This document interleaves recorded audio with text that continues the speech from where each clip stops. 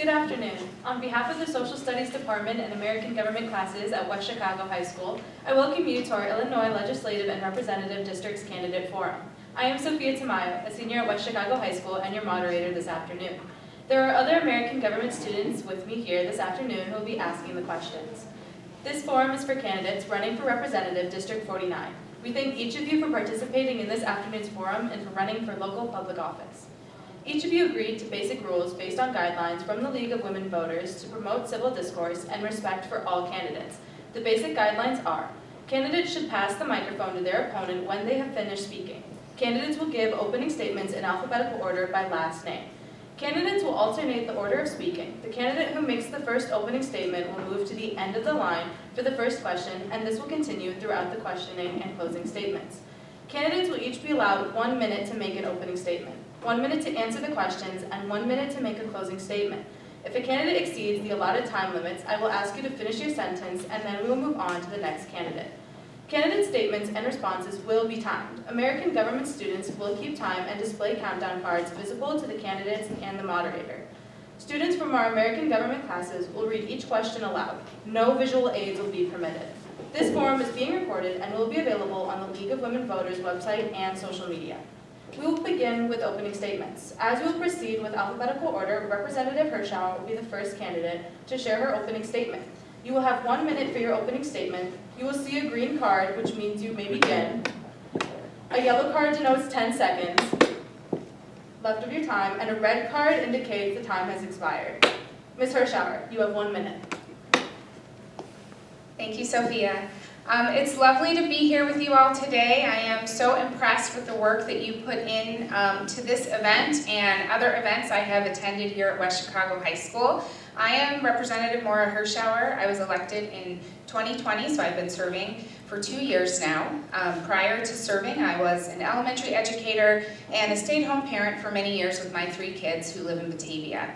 I really found my path advocating for common sense gun reform. I founded a group called Moms Demand Action for Gun Sense in America, and I worked really hard advocating for policies that I thought were important. I lobbied at the state level, and when my state officials weren't hearing me, I decided to run for office myself. So that's what I did, and while serving in office, I've worked on some education committees, some healthcare committees, and have been really focused on common sense gun violence reform and safety. Thank you, Representative Hirschauer. Mr. Wallace, you have 1 minute. Well, thank you, West Chicago High School staff and students and League of Women Voters, and also Representative Hirschauer for being here today. Before we get started, I have to shout out a happy 31st anniversary to my wife, Deborah. I love you. It's our 31st anniversary today, so what a present for her. Many of you know I've had the honor of serving as the mayor of Bartlett for the last 9 years. Not too many of you know that I'm a full-time financial advisor as well, so my plate has been pretty full over the last 4 or 5 months. When my wife and I are out knocking doors, we hear 3 common themes, and you're going to hear a lot about this from my answers. People are tired of the high cost of living in Illinois. They're tired of the high taxes, the high cost of living, the crime creeping out toward our communities. The safety of our communities was one of the #1 issues for our residents. And the corruption that we have down in Springfield really needs to end. These are the 3 things that I represent as your state representative. Thank you for your opening statements. We will now move on to the question portion of the forum. These questions were submitted by students in American Government classes. Question 1 will be given by Jack Riconosciuto. Hi, my name is Jack Riconosciuto. I'm from Vicus's 9th hour class, and I'm in our school's marching band and robotics team. Our question is, what is your previous political experience, and how does that experience make you more qualified for the position that you're running for? Do I start that? I think we rotate, right? Mr. Wallace, you have 1 minute to answer. Yeah, my previous political experience, actually years ago I was chairman of the board for the Bartlett Chamber of Commerce. I've been on the Economic Development Committee prior to being the mayor of Bartlett. I'm now in my 3rd term as the mayor of Bartlett. Being a mayor in a town of 41,000 people requires a lot of diplomacy. I have independents and Democrats and Republicans on my board. We have to work together. We have to get things done. And that's really what you do as a mayor and as a community board, as a village board, is you have to be able to reach out and listen to everybody's opinion and take all of those opinions into account to determine what's best for the residents of your village. So with all that experience, I think experience matters in leadership and experience matters in representing this district. Thank you. Thank you. Mrs. Hirschauer, you have 1 minute to answer. Thank you. Thanks for that question, Jack. As I said, I have been an elected official for 2 years now, and prior to that, my political experience came as an advocate, advocating to our federal officials, our local and state government officials for common sense gun safety laws that I thought we needed to see in the state. What I learned when I moved from advocacy to being the representative was really the art of compromise. As an advocate, you're pushing really hard for the things that you think are best, and you're really only listening to yourself and your little circle. When you are a representative, you represent everyone, and it is your job to make sure that you're listening to all voices at the table and finding common ground. And I think that's something that I'm good at as a teacher. I used finding common ground in my experience to connect to my students. And as a representative, I've been listening to all the voices in the community to find common ground and enact principles that work for everyone. The second question will be given by Khan Nguyen. Hello, my name is Han Nguyen. I am involved in NHS and I'm here today to representing my first hour class, government. The question is, how will you engage your young voters to increase voting turnout? Mrs. Hirschauer, you have 1 minute to answer. Thank you. Thanks for that question, Han.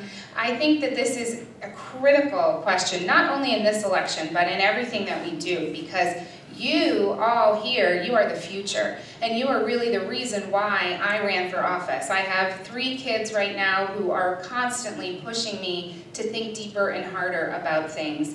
And I'm engaging them at home, but how do I reach you here at school?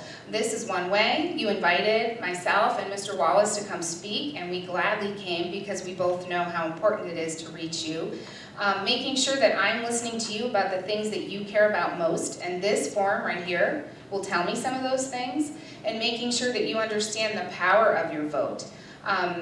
Senator Villa and myself have community advisory boards, and we have one focused on education where we always welcome student involvement, because if we're making policy about schools, you should be involved so that we know what happens. So we are having those conversations online and in the community, and we hope you can join us.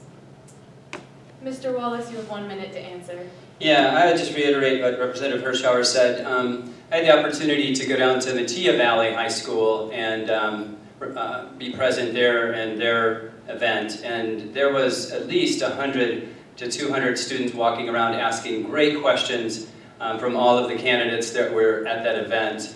And the one thing that I explained to them, you are the future of our country, so you need to push that information out to your friends, into your circles of influence, get people involved. My number one thing I can advise you to do now is get involved in local community actions, local community events, get involved in your local Chamber of Commerce once you're out of school, get plugged into different student groups, that type of activity. It builds your leadership skills, it creates an environment where people want to listen to you, and it will create an environment where your opinion matters. Our third question will be given by Jimena Valenciano. Hello, my name is Jimena Valenciano and I am representing Ms. Clark Stenauer. I am the Senior Service Officer for NHS and I am also involved in the Executive Board for the Women's Division. My question for you today is, how do you plan to lower crime rates in the community? Mr. Wallace, you have 1 minute to answer. That's a great question. I know that there's a lot of discussion around the new act that has passed, the Safety Act. I can tell you what we did in Bartlett, which has been very effective. In Bartlett, we create a police department that is really active in the community. They go out and get involved in the community. We have a National Night Out event every year that attracts about 2,000 people down to our Bartlett Park. With that event, people get to realize that the police officers are there to serve them and to help them, and it actually builds relationship with those police officers. And as early as 5th grade, we still think it's important to have a relationship between a police officer and young children, so they know that the police officer is a safe person to talk to. So we still continue to do the DARE program in all of Bartlett schools. We've committed to funding that program, and it really builds that community spirit and that willingness to trust police officers. Mrs. Hirschauer, you have 1 minute to answer. Thank you for that question. I think it's a very multifaceted answer that I can give you. There's lots of things that are going to go into increasing public safety in our community. Number one is funding, and in this budget this year, we went over and above $200 million of new funding for law enforcement to make sure that they have the tools and technology they need to address rising crime. Number two is community investment, and we often see a rise in crime in communities that are underinvested, places that don't have parks and recreation programs, and no safe spaces for kids to go after school. So investing in communities is critical. Same with investing in education, making sure schools have all these great tools and technology like we do here in West Chicago. And then number 3 or 4, I've been talking about this a lot, but gun reform, gun safety and gun reform, putting barriers up to ownership to assault-style weapons and large-capacity magazines, making sure guns are safely stored and locked and loaded. Multifaceted. The 4th question will be given by Soham Shah. Hi, my name is Soham Shah. I'm representing Ms. Clark's 10th hour government class. I'm in a few activities. I'm the Vice President of National Honor Society. I'm a Roar Mentor. I'm in the Interact Club, and I play baseball in the spring. And our class's question is, what do you plan to do to improve safety in schools? Mrs. Hirschauer, you have 1 minute to answer. Thank you. I know this is a very personal question for all of you here in West Chicago. I know that last year there was an incident of someone bringing a gun to school, and it is absolutely nothing that you all should be dealing with every day. There should be a safe space where you're learning and growing.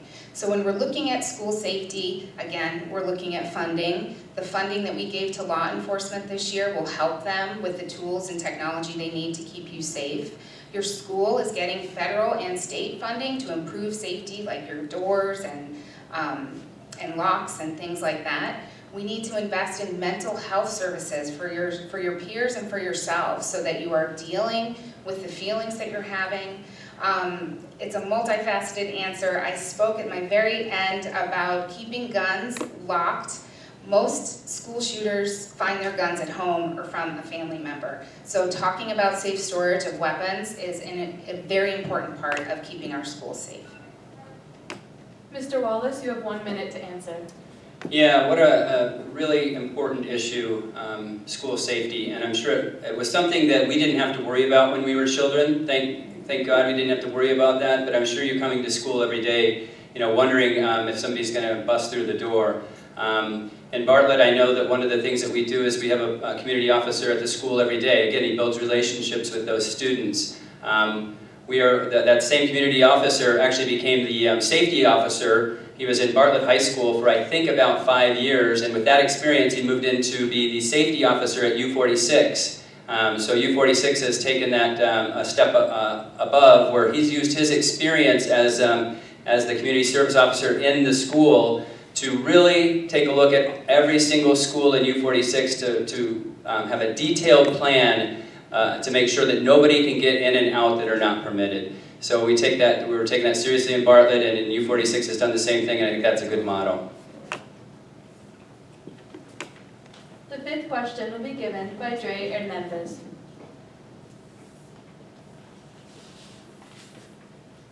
Hi, my name is Maura Hirschauer. I'm involved in the executive board for women's leadership, and I run for the girls cross country team. I am the class representative for Ms. Vickis' second period American government class, and my question to you is, what is your stance on women's reproductive rights? Mr. Wallace, you have 1 minute to answer. Yeah, that's a great question. Obviously a really hot topic in our communities today. With the Roe versus Wade getting overturned, obviously that nothing will change with the state of Illinois. Illinois still has the most permissive abortion laws in the state or in the country. I have no intention to remove a woman's right to make her own choices when it comes to her healthcare choices. I was just with a large group of women on Monday, and one of the things that disturbs me about some of the changes in our laws regarding abortion is the fact that you do not have to notify a 13-year-old's parents if she has an abortion. I was with a large group of women this past Monday. They were all supporters, and some of them weren't supporters when they got there, but when they learned that that is actually a law in Illinois, they were appalled. So I think that there's some things that, that shouldn't change. A woman's right to choose her own healthcare choices shouldn't change, but there are things that have went too extreme for this district. Mrs. Hirschauer, you have 1 minute to answer. Thanks for that question. I believe unequivocally that abortion is health care and reproductive choice is a human right. What Mr. Wallace is speaking about is the Parental Notification Act, which I voted yes on to protect children who are abused. Most children who find themselves pregnant at age 13, they might not have a trusted adult to go tell at home. Those were the children I was looking out for when I pushed yes on that bill. Because if I hadn't pushed yes, then they have to go in front of a judge, someone they've never met before, instead of maybe learning from a healthcare provider what their options are. So, you know, I believe it's your body, your choice to do what you want with. I have two daughters myself, one of them is 13. I understand emotionally how that sounds, but if my daughter was in pain, I would want her to be able to get the health care that she needs. The 6th question will be given by Alexa Palacios Reyes. Hi, I'm Alexa Palacios Reyes. I am involved in NHS and MHS. I'm representing Ms. Vickers' 4-5 government class. Our question is, what is your opinion on replacing non-renewable energy sources with renewable alternatives? Mrs. Hirschauer, you have 1 minute to answer. Well, you know, advocating for the health of our planet is one of the reasons why I stepped up. You know, young people have been doing that, kind of screaming from the rooftops. And we worked really hard last year to pass nation-leading clean energy legislation. We have a large coal plant in southern Illinois that provides energy for some municipalities around here. It provides energy for Batavia. And I found that, you know, it was my job as a resident of Batavia and a believer in climate change and believing in the science of where our planet is heading, that we need a bridge. We need folks who are focused on exploring clean energy sources and pushing that movement forward for the sake of your future. And we also need people like me to make sure that we're keeping costs down where we can. But we will not keep costs down at the sake of our planet. Climate change is real, it is dangerous, and I'm proud of what we're doing here in Illinois to move it forward. Mr. Wallace, you have 1 minute to answer. Yeah, I certainly understand the issue of climate change. In Bartlett, we actually had an issue with our own fresh water source. And it was an issue, I've lived there for over 30 years, and our water supply has been an issue for over 30 years. Trying to get a clean supply of water to Bartlett was very difficult. The fresh wells that we had dug were contaminated with natural barium. It was very expensive. We actually took half of our water from the Fox River, which through climate change is continually changing.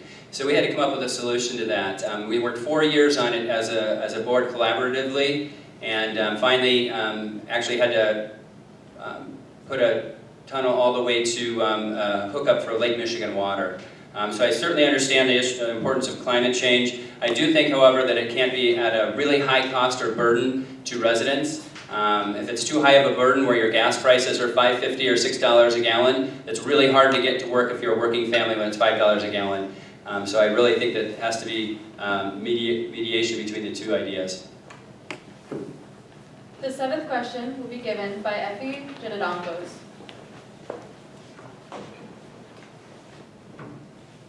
Hello, my name is Effie Genedonkos and I'm representing Ms. Belfley's 7-8 government class. I'm a board director and I am on the executive board of Legal Global, and as of an hour and a half ago, I am the Democratic floor leader for the fall session government simulation. Our class's question was, one of the founding principles of this country was, quote, no taxation without representation, end quote. Do you think all people who pay taxes, regardless of their citizenship status, should have the right to vote at the state and national levels? Mr. Wallace, you have 1 minute to answer. Yeah, no taxation without representation is absolutely essential, and I think that's some of what we get sometimes in this state. As a one-party state for so long, with one party in control, there is a lot of no representation and a lot of taxation. That's a fact in the state of Illinois. I can tell you right now that my opponent has voted 100% party line, primarily because of the funding that she receives from the Madigan machine. It's a 100% party line vote. She doesn't represent the Republicans or independents in my community. She represents whatever she thinks the Democratic machine wants her to vote for. And that is no representation and a lot of taxation.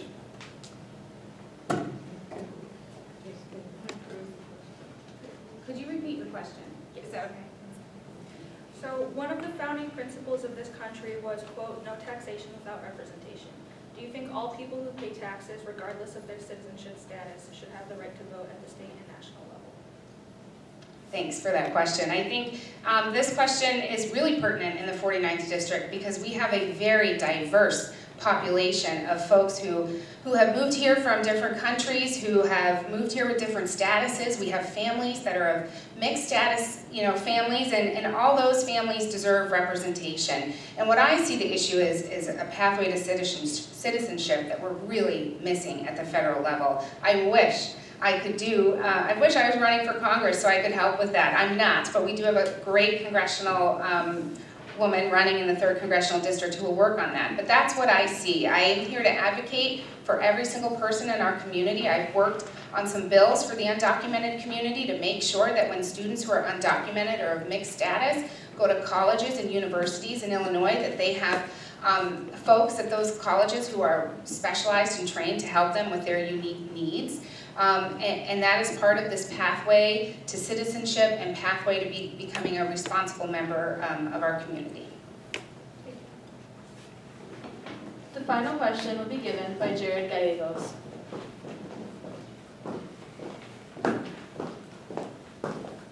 Hello, my name is Jared Gallegos, and I am representing John Chisholm's 10th hour class. And my question is, mental health has been a growing concern in our community, and how can your political office help elevate mental health issues to address this concern? Mrs. Hirschauer, you have 1 minute to answer. Thank you. This is such a critical issue for students. I just read a terrifying fact from the Trevor Project that said half of our LGBTQ+ student community has contemplated suicide this year. That's unacceptable. So what we're doing at the state level is making sure we're funding programs so that you can access mental health better. We expanded telehealth for mental health because I know for you it might be hard to get to appointments, but you might be able to take a Zoom in your car. We're expanding funding for those so that they can be affordable. And Senator Villa and myself, we have those shared community advisory groups, and one of them is focused only on mental health. It not only has people from the community, but it has experts who are working in the field here in the 49th District who are helping us to expand programs and make sure you have what you need. We need more social workers in our school. There isn't enough time in 1 minute to say all the supports you need in your school, but I want you to know that I am an ally and I'm here to help. Mr. Wallace, you have 1 minute to answer. Yeah, healthcare, wow, what a huge question, and that is a really, really important question when you figure that all of the issues that mental health causes in this country, the mass shootings and everything else. I don't know if you guys know this, but healthcare has now become 20% of our gross domestic product as a country. So as a state, we really need to start focusing on alternatives. I would be supporting a smaller, maybe less expensive type of a Medicaid type benefit that would improve access to mental health care. I think a lot of times there isn't enough access to the mental health care needs for our community, and especially for young people that are struggling with all the pressures. I don't know how you guys do it when you're staring at your phone all day, and we never had that when we were kids, and you're You've got people bullying people online and everything else. It's just there's a big need for some changes, and it can come in the state level, and I'd be supportive of some type of a form through Medicaid that would help with mental health. Thank you, candidates, for your answers to the questions. We will now begin the closing statements. You will each have 1 minute to share your closing statement. We will begin with Mrs. Hirschauer.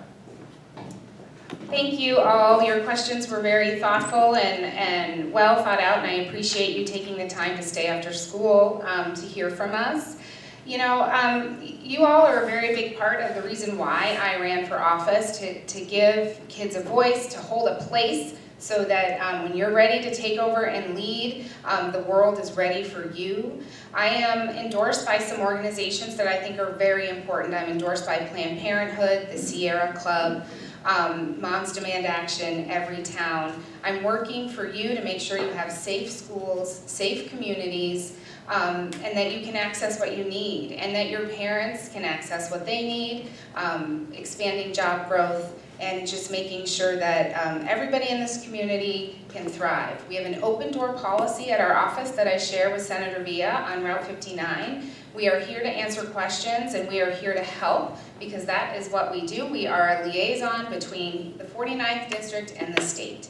Thanks. Mr. Wallace, you have 1 minute. Yeah, I will end with what I began. A really smart person once told me, tell them what you want to tell them, and then tell them, and then tell them what you told them. So I would really encourage you to go home to your parents now and ask them what the really big reasons or problems that they have with Illinois. My wife and I have walked over 1,000 doors together, and we asked them that question. Do you have any problems or issues with Illinois? Do you know what the #1 answer is they tell us? Where do I start?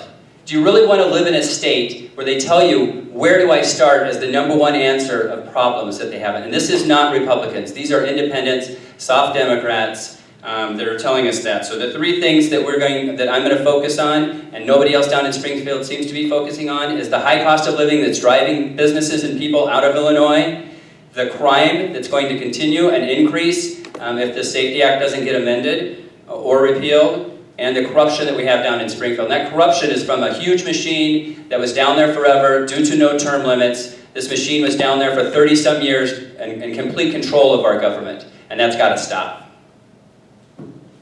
Thank you all for participating in our candidate forum. To those watching, we hope you mark your calendars to vote on or before Tuesday, November 8th in the general election. Democracy is not a spectator sport.